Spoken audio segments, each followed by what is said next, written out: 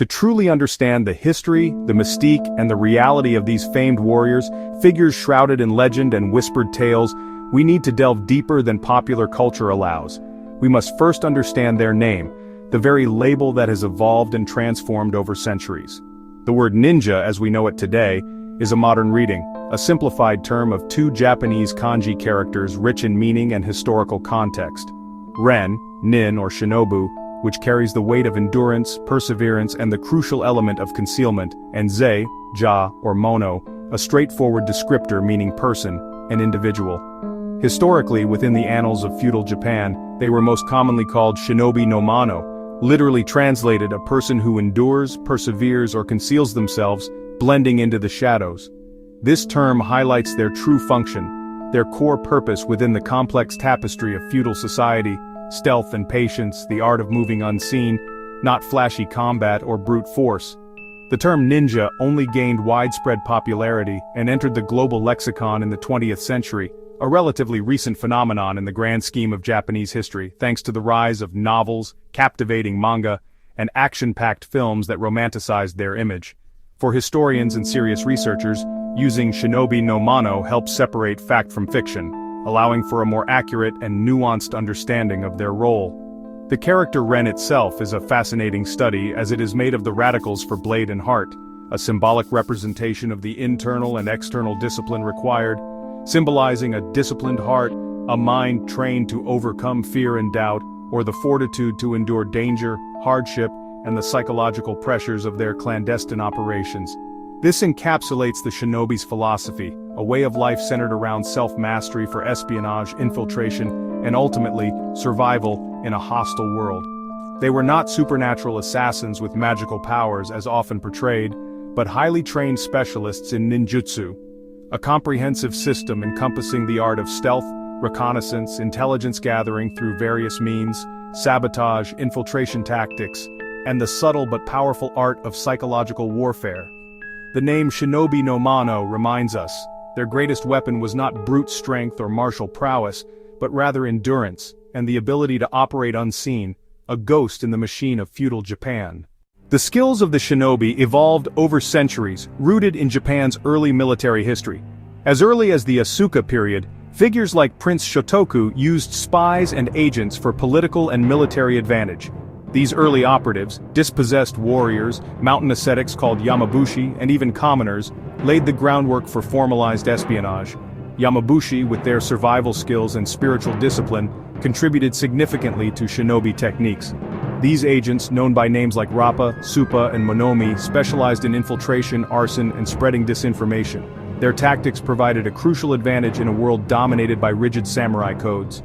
Over time, reliance on unconventional warfare grew, paving the way for dedicated shinobi communities. The stage was set for the rise of the Iga and Kōga clans. The golden age of the shinobi centers on the provinces of Iga and Kōga. Their mountainous terrain fostered secretive, independent communities, perfect for developing ninjutsu. Local jisamurai, land-holding warriors, formed self-governing groups, passing down espionage and guerrilla skills through generations. Iga and Kōga became Japan's main suppliers of professional shinobi, hired by warlords across the country. Iga was a loose confederation of families, while Kōga had a more formal league of 53 clans. Both were renowned for their skill, reliability, and ability to resist conquest. Their expertise included disguise, sabotage, and guerrilla tactics, making them legendary assets during Japan's civil wars. Masters of infiltration, they could enter enemy castles as monks or merchants, sabotage supplies, and vanish into the mountains. These strongholds were the crucibles where the art of the shinobi was perfected. Their legacy would shape the course of Japanese warfare. The Sengoku period, a time of immense upheaval and constant conflict, Japan's age of warring states, a period marked by relentless battles and shifting alliances, was a crucible that forged legends. It was the zenith of shinobi activity, a golden age where their skills were most in demand and their influence most keenly felt.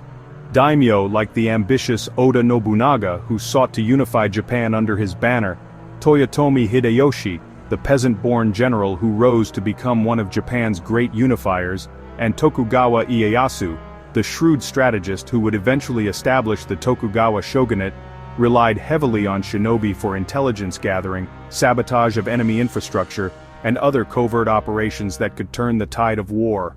They were the unseen hands shaping destiny. Hattori Hanzo, a samurai from Iga province, renowned for his loyalty and martial prowess, famously led Tokugawa Ieyasu to safety through perilous terrain, utilizing a network of shinobi and secret routes, an act of bravery and strategic brilliance that changed the course of Japanese history, ensuring the rise of the Tokugawa shogunate. The relationship between powerful warlords and the elusive shinobi was complex and often fraught with danger. Sometimes they were valued allies, essential for gaining an edge over their rivals. Other times they were targets for destruction, seen as threats to stability, or simply as expendable assets. Oda Nobunaga's brutal invasion of Iga province in 1581, the heartland of the ninja clans, scattered the shinobi, forcing them to flee their homes and seek refuge in other territories. But the survivors, hardened by adversity, continued to serve powerful lords, offering their unique skills to the highest bidder. Shinobi were vital in siege warfare, playing a crucial role in undermining enemy defenses. Infiltrating seemingly impenetrable castles, gathering critical intelligence about troop movements and weaknesses, spreading rumors and misinformation to sow discord among the enemy ranks, and sabotaging key defenses to weaken their fortifications. Their work was inherently dangerous and often anonymous, shrouded in secrecy and operating in the shadows, but their impact on the course of battles and the fate of warlords was undeniable, shaping the political landscape of Japan. They tipped the scales of war from the shadows, influencing key battles and altering the balance of power with their clandestine activities. The Sengoku era cemented the shinobi's reputation as more than just spies and assassins. They were indispensable agents of chaos and strategy, capable of influencing events on a grand scale and shaping the destiny of nations. Their legacy would echo long after the wars ended, solidifying their place in Japanese folklore and history as legendary figures of espionage and warfare. The Edo period brought peace, making the shinobi's battlefield skills largely obsolete. Some found new roles as guards and intelligence agents for the Tokugawa shogunate, like the Oniwaban, secret police disguised as gardeners. Most, however, faded into civilian life, becoming farmers or merchants. As their real activities disappeared, their legend grew in popular culture. Kabuki theater, woodblock prints, and sensational stories transformed them into superhuman figures. Myths of invisibility, shapeshifting, and magical powers took root, fueled by secrecy and a lack of documentation. Manuals like the Bansen Shukai mixed real techniques with esoteric lore, blurring fact and fiction. The Edo period created two ninja, the historical agent and the mythical hero. This duality still shapes how we see them today. The Meiji Restoration ended the era of the shinobi, abolishing their roles as Japan modernized. Their skills faded, but their influence lived on in modern military and intelligence tactics, seen in the Nakano school's training for Wotu spies. Ironically, as real shinobi vanished, their legend grew, becoming symbols of Japanese ingenuity and mystery. Novels, films, and national myths cemented the ninja's place in popular imagination. A few lineages, like those of Fujita Seiko and Takamatsu Toshitsugu, worked to preserve authentic ninjutsu. Thanks to these last grandmasters, fragments of true shinobi knowledge survive today. Their legacy bridges the gap between history and myth. After World War II, the ninja exploded into global pop culture. The 1960s ninja boom in Japan, led by films like Shinobi no Mano, inspired a wave of imitators. Western audiences met the ninja in James Bond's You Only Live Twice, cementing their international appeal. The 1980s saw a flood of ninja movies and the rise of the iconic black-clad Hollywood ninja. The Teenage Mutant Ninja Turtles brought ninja lore to a new generation, blending fantasy with themes of honor and discipline. Today, ninja appear in video games, anime, and manga. Naruto alone has introduced millions to ninja-inspired worlds. These portrayals are mostly fiction, but they spark curiosity about the real shinobi. Pop culture keeps the ninja alive, even as it blurs the line between myth and reality. Despite the myths, a dedicated community works to preserve the true history of the shinobi. Museums like the Iga Ninja Museum offer hands-on experiences and separate fact from fiction. Academic research, including Mi University's Ninja Studies program, is uncovering the real story through historical documents and manuals.